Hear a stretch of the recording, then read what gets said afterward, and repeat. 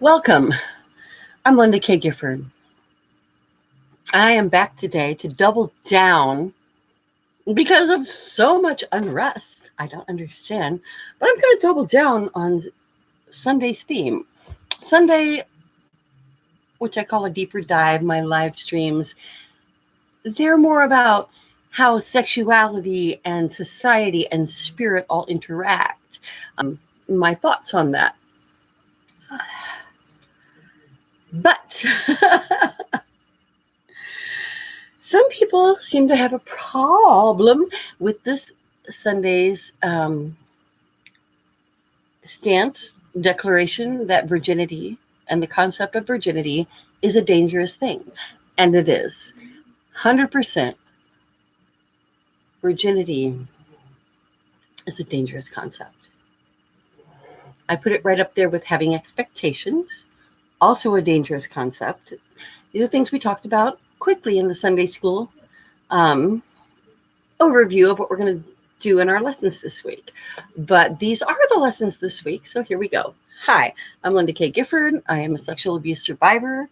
I was turned into a child mistress over 7 years of my childhood, being repeatedly and continually raped by multiple people for the last 3 of them. I think what's more important is the 4-year lead up, is understanding how we are groomed and turned into other people's toys instead of becoming the autonomous human being that we should be, that our families think we are. And those of us who function very well and at a high level within these parameters are considered, what's the word I'm looking for? Doubtful. I'm still run into people who doubt that what I'm telling is the truth. And while most of the time I dismiss that because it's so ludicrous, the idea that I would go into this kind of dark territory implicating another human being in such a way that their life could and hopefully is torn apart. Yeah, because I'm not above a little happiness of vengeance because I'm human. That doesn't mean I welcome it. That doesn't mean I want to be that way. I'm just saying it is what it is. So yes, of course, I will explain. Your concept that virginity, not you, some people's concept that purity, virginity, and I'm going to precurse this one more time before I get into it by saying what's really ticked me off, the trigger. Here's the trigger. I deal with trigger management, and it's not because I have it all figured out. It's because I am triggered constantly,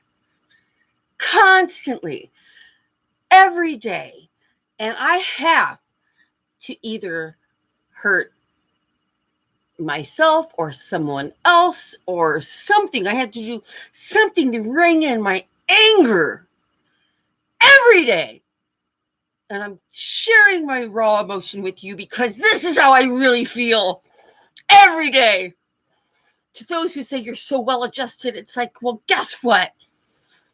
I have worked to function normally in life, but I am very distrustful. I am very hurt, and I am triggered constantly when I look around me now that I have a brain and a mind and an education, and I look at what you continue to do to perpetuate the kind of assault, and it's not abuse, it's assault, that myself and others have gone through.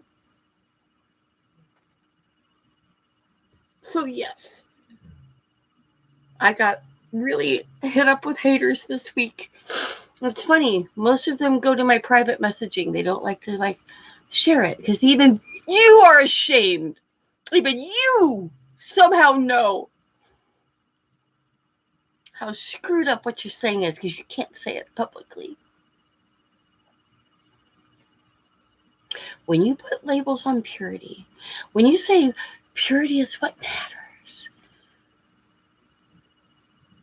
I mean, on a raw level, it's like, okay, then I'm just fucked. I mean, I'm old now and whatever, but for every relationship in my life, that's how I felt. It's like, I have no idea. I'm so confused by pop culture.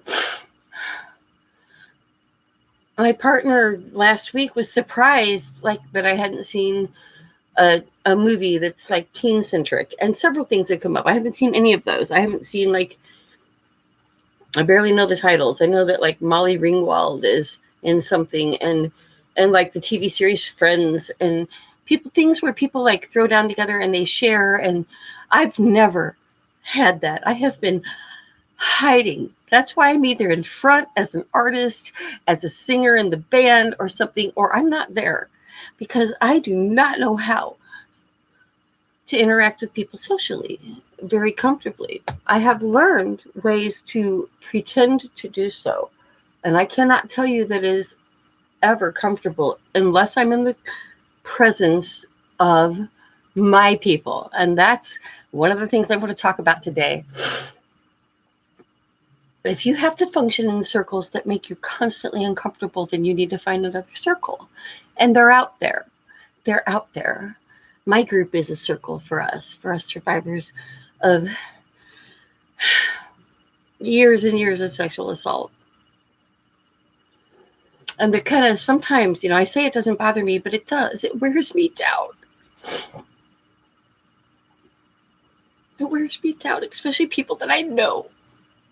That I knew, at least, from my hometown and those circles, to have these people be so unaware that they level it at me. At first, it hurts me, and then I want to hate on myself, and then I turn that hate on myself into hate on somebody else, and then I want vengeance, and then that's where a lot of us stop. But here's where the live stream and the trigger management and things go on. At this point, and I'm showing you this because I usually try to say none of this affects me, but it is affecting me. And this is what I teach. So let's do it together today. I am hurt. You are hurt. Let's take whatever it is that's hurting us and let's wrap it all up in like a ball. I do this. This is trigger management. I have CPTSD. And so do you, probably, if you're still on this stream or you know somebody that does, from being sexually assaulted for so much of my life that it's not like just something I have to overcome. It's an actual way of thinking about myself that I have to dig my way out of, like a grave I got buried in alive. And that's what it feels like when you are overcome with triggers. It's like being suffocating. There's nothing around me now, but I feel like I'm suffocating.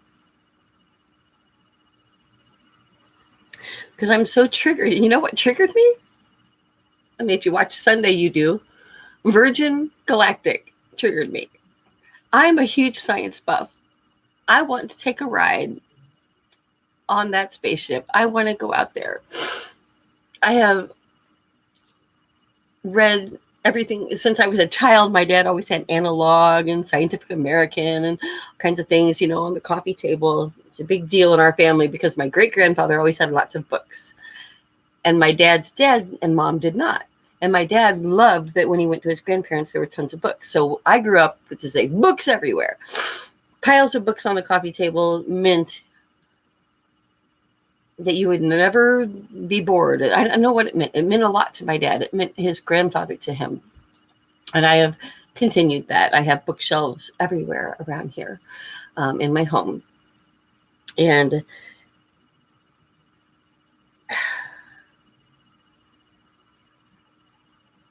where I'm going with, sounds like I'm tangenting, but it'll all make sense in a moment.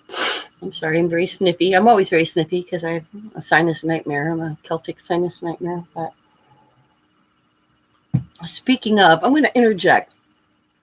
Someone gave me shit for wearing a bunch of braids in my hair.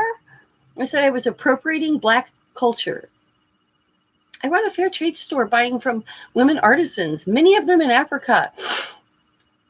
I braid my hair in mini braids because I have very kinky hair that if I did not now, but if I had braided it in braids and took it out, then it looks wavy and nice. And that's something my mother has done since I was a child. I did not appropriate cornrows. I have also, anyway, I have a problem with appropriation. It's a whole nother subject, but I do want to throw it in there. People upset when people appropriate their culture. I'm like, I do consider it a sign of respect. No, wearing blackface, very huge controversy. I'm not saying I don't want to run around in blackface because I enjoy somebody's culture. I'm saying if I want to wear whatever, I run a fair trade store. I have jewelry from all over the world, and whatever. And even if I had straight as a stick hair and my mother had not been braiding it since I was a little child to control it, if I want to braid my hair in cornrows, why is that disrespecting somebody? So,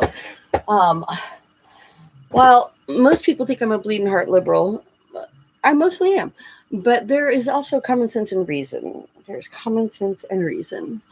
And we're going to get back to Virginity, Virgin Galactic. Why? Richard Branson, I respect you so much. I respect everything you've done to have used your thoughts and your mind and very little resources and turned it into a freaking, I'm the richest man in the world and I can build spaceships and I can go into space. This is awesome. And I respect you and I don't disparage you in any way. And I think that you meant nothing but good when you named Virgin Galactic, new territory, virgin territory. I get that.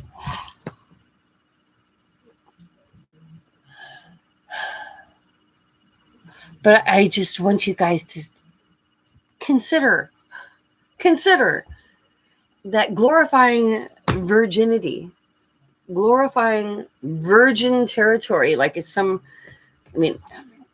yes, virgin means new territory, blah, blah, blah. But we all in our minds associate it with the first time. And not the first time that we freaking went into space, but the first time we had sex. That's what this brings up in everyone's minds. And so it's part of the whole language of society that I'm trying to change. Something I talk about regularly. So it sounds all fun. And at first it didn't bother me until I thought about it. And I'm like, no, you're doing the same thing. You're doing the same thing to me. Virginity is the bomb. It's like, well, your virginity is a super special thing that you should be able to choose what you do with. That doesn't mean saving it for marriage, which is 100% stupid. And that's something we're going to talk more about today. We touched on it Sunday. Today is about virginity, or the stupidity of caring about it or even making it a thing. And definitely not glorifying it. So let's talk about all the ways virginity and the concept of being a virgin hurts women and girls. Your purity, your ability to be a good wife or partner is judged based on whether or not you've had sex with somebody else before. But you're not allowed to even have sex before you marry the person that you're saying you're going to spend your life with. Therefore, your sexual importance, your sexual not importance, experience and satisfaction, you at this point, you should see already it is 100% not important to anybody in your world or your life. And if it's not important to you, that's a problem. And you can tune me out now or stick with me because I'm going to change your mind. How dare we tell our children to enter into relationships that are sexual in nature? This is your body. These are the sensations that you are going to feel. These are the orgasms that you will or will not. 70 to 80% of women say they do not. And we're going to talk intensely about that in a minute. But what the hell is going on in a world where women are now convinced that their own sexual satisfaction, not only is it not important, that'd be one thing. It'd be hard to convince someone that knew it was important that it's not important because it's that good. Good orgasms are that good. A good partner that you feel that bonded to is that good. And most people I know have no idea what I'm talking about. The people I work with, my own friends, my own family members, they accept their sexual relationship as just part of a deal, like a deal they made, instead of realizing that that is the deal breaker. A physical, a mental and physical, and if you are not physically able to have sex, if you're older, if you have a disability, please substitute for sex the idea of being physically connected. It can be a touch. It can be like me and my partner. I mean, we spend whole days on end having beautiful, wonderful sex, but we also just like to touch our fingertips together. You can feel that pulse. And we'll just watch TV while touching fingertips without even talking about it or thinking about it. If you're not doing that, your relationship is not worth it. I don't care what anybody says. I don't care what anybody. I get this stuff. What should I do? I'm married to someone who's cheating on me. What should I do? It's like, leave them. Who fucking cares? They're a piece of shit, or your relationship is messed up. Okay, you can maybe try counseling or whatever. But to me, once the physical bond has been broken, I'm not going back. We could be friends, maybe not, probably not. But it's like, no. Being physical is very important to me. I am nowhere near promiscuous, but I am extremely demanding. And the thing about my demanding, and we talked about this Sunday too, and I had a message about this, and I've already been in a couple of conversations about it since then. I'm going to elaborate on this too. As well as virginity being a worthless concept, so are expectations. I expect nothing. If you expect something, then you will ask questions and try to get it and figure out why you're not getting it. You're going to waste all this time and energy trying to figure out why you don't have what you want that you don't have. Some people feel that I should be more, I should tell people, oh, go to a counselor, work with your spouse. Okay, try to talk to them, fine. If you think there's something there that they'll understand, okay. If they're never going to get it, get out. Because you know what? Boom. We already said it. They're never going to get it. Never going to get it. Never going to get it. Never going to get it. Boom. I don't even know if I hit the notes. Sometimes I don't know where this stuff comes from, but that's okay. My point is, the only way I was also called a selfish bitch. Surprise! This week. The only way that I can make somebody really blissfully happy and be a good partner to them is if I am a selfish bitch. You are right. Because if I am not feeling it myself, then I'm pretending, that I'm faking. And what they're getting is a play. They're getting a program. They're getting, I think this is what you want, so I'm going to try to do it. Do you want to be that person? Welcome to your world. Bye-bye to now. For the rest of us, no, I only want what is real. And I am disgusted after spending my life, 7 years of my life, becoming a child mistress to my ex-brother-in-law, and then being like drugged and shared with his cousin and his friends, and all these nightmares I have to remember and try to reconcile in my mind that it's their fault, not mine. Then I've got people coming at me, oh no, it's your fault, you should have known better. It's like, my head could explode with all this, but I choose not to let it. And you can choose not to let yours either. I thought it was just me. that, as you know, there are so many of us, it's just shocking. It's shocking. So here's what you're going to do. Here's our lesson, the lesson part. Everything leads up with a lecture, but all lessons do. I was raised by a preacher teacher, so I'm prone to lecturing. But it all ends up with a point. And here's the point. This is your life. This is the one you get. Don't sacrifice it to an ideal that you can't live up to. Accept your truth. Speak it out loud if you can. Take whatever guilt and shame you have in your heart and throw it out of you. If you don't want to give it to who it belongs to, at least get it out of yourself. Put it in that file. I want to touch on this. This has become huge to me, this concept, and my own therapist, who I see for an hour a week. It just came up this week too. It's I'm the blind leading the blind. It's naturally, who knows better how to lead the blind than the blind? Of course I have a therapist. I am a therapist. I help people who say they're helped by me. I could not help the people I help if I did not have a therapist helping me, because it's like a life preserver. We toss one to someone in need, and then that person is rescued, and they see someone in need and they toss them a life preserver. So I am beyond, I don't even proud. I almost said proud, but that's totally wrong. I don't feel proud at all. I'm grateful. I'm grateful to be alive.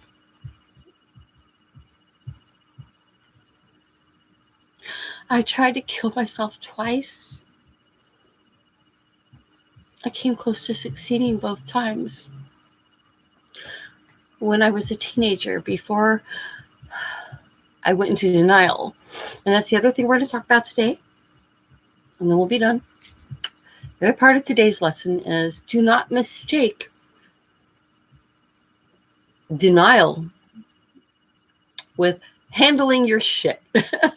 I don't believe that's how I worded it in the title. I only have 100 characters for titles, and I try to not get kicked off of Facebook just by my title alone, which I used to do all the time. I've been banned from Facebook so many times until I learned to follow the rules. It happens. Sometimes you got to do it for the greater good. Sometimes you've got to follow the rules.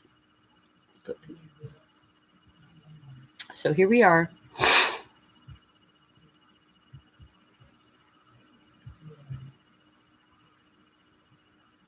Damaged? No. Pissed off that you continue glorifying virginity, which is inexperience, no knowledge, and taking a virgin, buying a virgin, marrying a virgin, telling a virgin that their life is now committed to whatever you're making them commit to, the husband, the family, the religion. You have just taken away an entire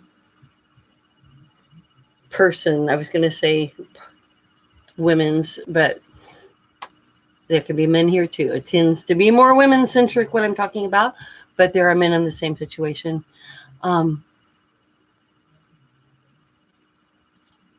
I talked at length on Sunday about how what it leads to, this separation, this trying to have this virgin purity thing, and then men especially, they don't have the same standard. Nobody cares if they had sex before they get married for the most part. That's why there are a few of them, I say, but most of them, no.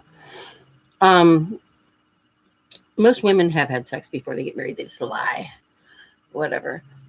But still, it's not enough. It's so furtive and it's so infrequent, even if they did, that they haven't really explored their own satisfaction and their own happiness. And you need this explorer.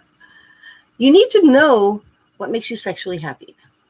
If you are going to spend a life, and this is the other last thing, the other question, not question, it was a statement that I messed up because I don't understand that this is all about God and God's rules and God's thing about marriage, not having sex before marriage and committing yourself to your husband and him being the ruler of your home. So a Jesus freak came after me is what I'm saying. And I'm just like, I feel so sorry for you. I feel so sorry for you. You have been so brainwashed. And then I look at it and I'm like, wow, it's not just them. It's even society. It's even liberal people I know. It's not just conservatives. It's like this sexual thing pervades every party. This purity thing. Get the freak over it. I don't mean to be promiscuous. I tell my kids, don't have sex with anybody that cannot raise your child, that you don't want to give 20% of your income to forever while they raise your child, and that you think that they can do a great job co-parenting with you, because sex makes people. It is, in my mind, sacred. It is not a light thing. That is not where I'm going with this. I'm saying because it is so sacred, you can't base it on a religious belief or your parents' beliefs or whatever, your purity. The only thing that is going to make you an actual human being living the only life you have, for sure. And the religious will be like, oh, I know, I'm saved and blah, blah. It's like, good, whatever. You should tune out. You're obviously not my people. I hope for a life ever after. I died, and I'm going to talk about that. I'm going to do a live stream about that, maybe tonight, actually. In fact, I might just close this one out and do another one, because I've been meaning to do this for a while, and I keep putting it off. But I did OD and die and go into an afterlife experience. That being said, I still can't say that that wasn't just my mind's coping mechanism. I don't know for sure. But it's some interesting food for thought. Certainly, I'm bouncing this all around. I had my elbows on it. Sorry, I forget that I'm like on a camera.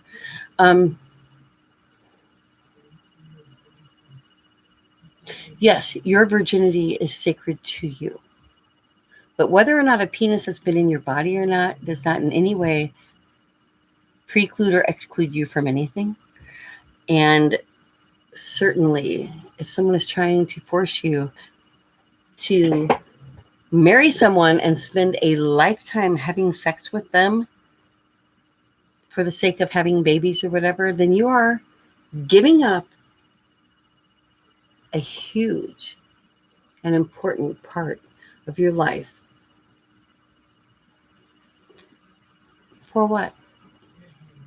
I want to know for what. Comment, tell me, let me know. Our first Zoom is Wednesday. If you want to participate in the Zoom, I'm going to do live Zooms for free. I mean, we're going to it's supposed to be like $10. And I'm like, screw that. I'm going to throw away the person helping me with this and say, with their advice, and say, no, we're going to I welcome you free. Please come on. Let's talk on Wednesday at 2:00 p.m. if you can. If that is not good for you, tell me what time is good for you, and I will try to make Zooms that are timed at a time that the people interested can actually be there, because this is brand new. It's a brand new thing I just want to do. I want to talk to you one-on-one. I have been coaching people. I have coaching clients now, but I don't feel that I'm getting into the meat of what everybody's going through. So please, that looked weird. Please, let me know if you'd like to participate. Let's talk a whole lot more about this tomorrow.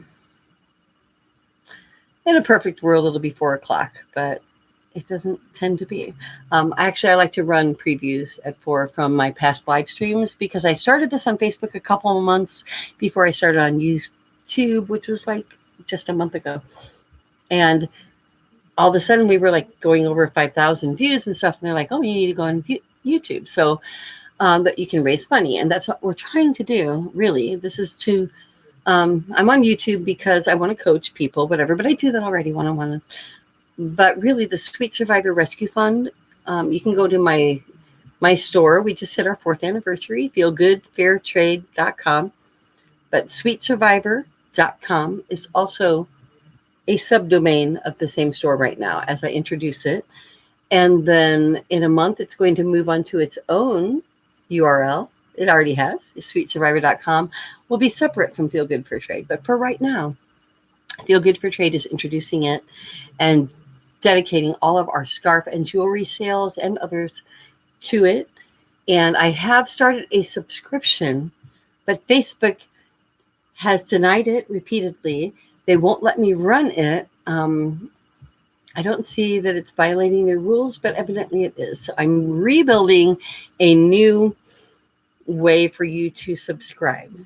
And I will let you know about that tomorrow, because that's literally what I'll be working on, probably overnight tonight, because I was up almost all night last night, which may be readily apparent. I hope not. I endorse Jockey. I just got my new dress today. It's actually pajamas, but it's so comfy. Check it out. Oh my God. It's so comfy. I love it. Thank you, Jockey. And the rest of you, I'll see you tomorrow.